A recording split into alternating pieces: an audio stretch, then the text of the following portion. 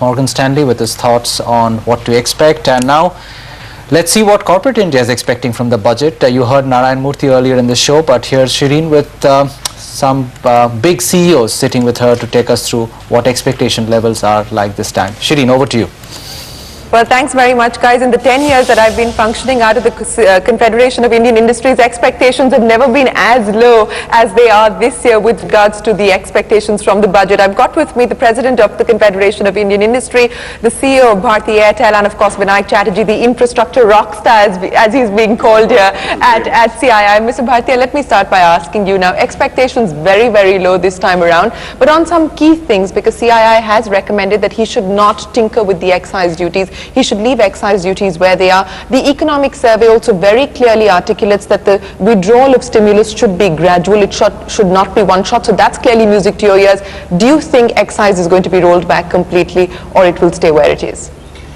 You know, I hope not. I'll tell you why. Because, you know, Finance Minister is also dealing with very high rates of inflation. And of course, interest rates are at the highest level today. So I think increasing excise duty will only impact the consumer, because industry will pass it on to the consumer. Right. So I don't think it is the right time. Secondly, in the GST, already we are talking about 10% excise duty and 10% service tax. So why change it for a year if we are intending to implement GST next year? So I think for Finance Minister, the important thing to deal with today is really the issues of inflation. And there are other ways to do fiscal consolidation rather than mopping up through excise collections. All right, a quick question on the surcharge, because that's the big worry as far as corporate India is concerned, that this time around he probably will not do away with the surcharges. That's been the big expectation for the last few years. Do you think the surcharge is likely to stay or go? I think it will stay on, if you ask me truly. The efficient thing is to remove it, but you know, he's going to do a balancing act across the board. So, well, looking at fiscal consolidation, he needs to find more sources of revenue, as well as not increase, not put extra burden on the industry. I think the challenge that on the long term that we face is really building capacity. I think that we must deal with in this budget, because increase rate of investment, and that can only come because if you have a high rate... To get the private sector involved. And the Prime Minister's Economic Advisory Council has pegged it at about 15%. You know, Shireen, you know, 10 years back our economy was much smaller. Today we are 1.7 trillion. So the base has gone up. If we have to grow at 8 to 9%, we will double up in 7 or 8 years. Now, you can imagine the capacity that is required to double up. And I think capacity also needs execution skills. And before you start executing, you need to make sure that structurally all projects get approved faster and get implemented. So you're hoping that there will be something on that front. Some signals on that. I don't think budget can solve all these issues. That's right. Vinayak Chatterjee, let me come to you, because the big hope is that at least on infrastructure, which is non-controversial, there is going to be some bold moves that the Finance Minister is going to make. For years now, we've been talking about the infrastructure debt fund. There's been the Deepak Parekh committee report. We know it has the support of the Planning Commission. We know it has the support of the IRDA and the PFRDA in terms of regulators. They were looking for an anchor investor. That seems to be sorted out. Do you think the infra debt fund is finally going to happen this time around this budget? The expectation is a resounding yes. But before that, let me just talk about the other financial expectation, which is that you would have seen that in the past few months, the offering of infrastructure bonds by the infra NBFCs, you know, IDFC, L&T, Infra Finance, and a few others, had not received the kind of response that was expected. And it is the need of the hour to channelize household savings, retail savings into long-term funds for infrastructure. So the government took note of the fact that the current packaging is not as attractive to the retail investor. Then they appointed Dr. Rakesh Mohan to do a very quick repackaging of the scheme. So I'm expecting that the output of that will be reflected in the Finance Minister's budget speech to get a far more attractive package for the retail investments. And the infra debt fund, of course, it was even announced when President Obama was here, called the $11 billion debt fund. So I'm expecting it to happen. These are the two things you're expecting it to happen. Sanjay Kapoor, your sector has been beleaguered through this year. Now, I think the telecom sector is just going to hope that they're not called into the CBI office every day. But besides that, what is the big wish from this budget as far as you're concerned? Well, I would say, Shireen, first of all, it's unfortunate that an industry that has contributed so positively over the last 10, 12 years to the economic growth of this country has to go through what it has to go through. But if I was to pick up my top 3 picks, I would say now, in addition to the live infrastructure or hard infrastructure, you need the virtual infrastructure to come in place as well. And government needs to have a policy around that.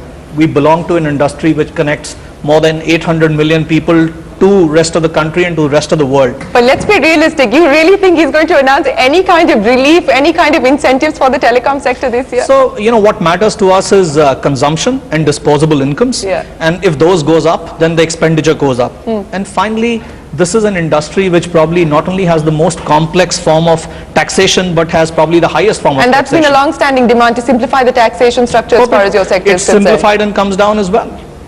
Sunil Munjal, you're the big picture man on this panel, so let me ask you, do you really anticipate him tinkering too much with taxes, given the fact that we've got the GST which is impending as well as the direct taxes code? Do you really think he's going to make any big differences as far as tax is concerned? He's got a tough job today. Clearly this struggle between growth, inflation and managing the deficit, I would expect him to play both sides. Okay. On the one hand, I think some But do you think it's going to tilt in favor of being a pro-growth budget or an anti-inflation budget? I'm actually hoping it will be a bit of both, because there is a reform agenda pending, which is towards both more long-term growth than immediate growth, although the big concern right now is immediate. On that front, I have a little bit of a fear. He may pull back some of the incentives that the government had given during the crisis 2 years ago. For instance, excise? The excise, yes. Yeah. Some of the excise may actually go up by the 2 Specifically for the auto points. sector, you think, considering the fact that it's been doing well? I would imagine it's auto is a certain possibility in this budget to lose that advantage. Although it's actually, while it's growing, but the growth is fairly tentative right now overall in the economy, as you know. So it's a tough job at this moment. Tough job at this moment. You spoke about reforms. The economic survey has spoken about the fact that things like FDI into multi-brand retail should be opened up. Do you think, just from a broad policy point of view, he's going to make some statements of intent as far as reform are concerned? Because it's obviously interministerial stuff, but do you think from a broad policy to send out a message to foreign investors, to Indian investors, that this government is serious about business, he's going to talk about the statements of intent? Almost definitely he will. On reform? On reform. But I can tell you what my concern is. If you looked at the economic survey of last year, it pretty much said the same thing. Exactly. It talked of everything. Not a lot happened on that front. Of course, part of it was to do with the state of the economy. So I'm reasonably sure, given that the elections are still two years away, that this is the time. If this government has to make any big, bold move, now is the time. So what reforms are you expecting? I would expect an announcement of a GST date. Okay. I would expect some mention of FDI in the sectors where it's still held back. Okay. More specifically retail. Maybe, as I said, he might surprise us with a couple of others. Okay. I would also expect the DTC announcement would get made, although in the current state that it is, industry is not very happy with the DTC. We would like to see it come back in a form where it was originally What conceived. about IFRS? Because the Ministry of Corporate Affairs has notified IFRS and said the ball is now in the Finance Ministry's court because the tax issues have to be resolved. Do you think he's going to talk about IFRS in the budget? I think he will. Because what they're doing is they're talking about IFRS for companies above a certain size. So which is relatively easier, because many of those companies in one form or the other are already edging in that direction. Okay, so you do anticipate him to say something on the IFRS. I want to talk to you about petroleum, because this is the big worry. The economic survey has also spoken about how the downside risk to our growth could be on the back of the crude shock that we're currently faced with. The big expectation is that he is going to rationalize or rejig the duty structure on the petroleum side. Do you anticipate that happening? Yes, I think so, because presently there is a duty also on import of crude. I think they will need to do something about that, because otherwise you'll have to pass on a large part of the price increase to the consumer. So that part we need to deal with. On the other front, when you're talking about petroleum, looking at, we put large amount of subsidy into kerosene.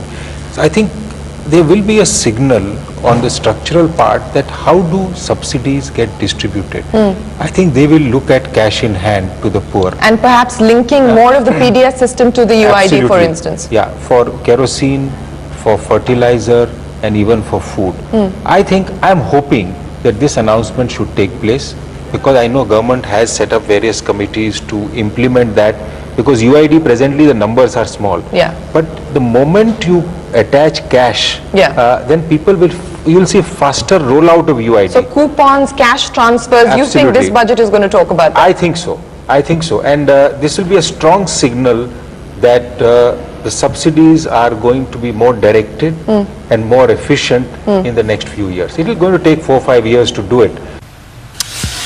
Okay, that's what corporate India expects from the budget. We'll slip into a break. Markets are fine, but half an hour to go for the budget speech. When we come back, full tilt on the market and its expectations. Ramesh Damani, Akash Prakash, Sameer Arora and Prashant Jain will take us through to the budget speech.